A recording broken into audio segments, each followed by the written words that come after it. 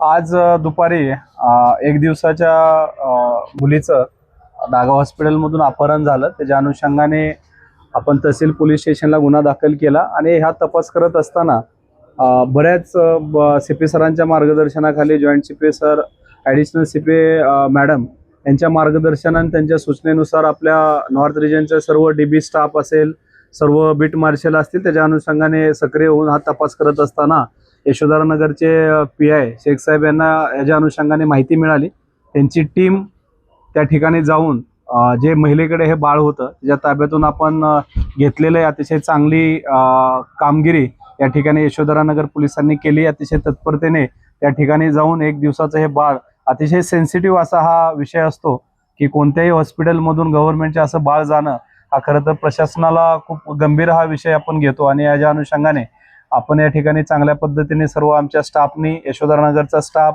तसंच जे नॉर्थ रिजनचा सर्व डीबीचा स्टाफ, आमचे बीट मार्शल अतिशय चांगल्या पद्धतीने अतिशय मेहनत घेऊन हे लोकांपर्यंत पोहोचलं गेलं आणि लोकांच्या इन्फॉर्मेशनमधून आमच्या यशोधरानगरचे सिनियर PI शेख साहेब आणि त्यांच्या टीमने अतिशय चांगलं काम करून त्या मुलाचं आम्ही रेस्क्यू केलेलं आहे। संबंधित महिला सुद्धा आमच्या ताब्यात आहे आणि आम्ही पुढील कारवाई करत आहोत। यामध्ये कारण काय समोर आलेलं आहे किडनॅपिंग करताना?